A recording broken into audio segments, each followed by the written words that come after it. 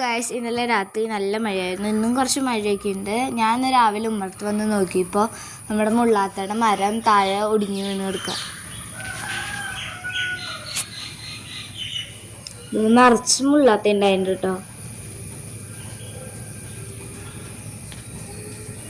പൂവുണ്ടായിട്ടുണ്ട്. പിന്നെ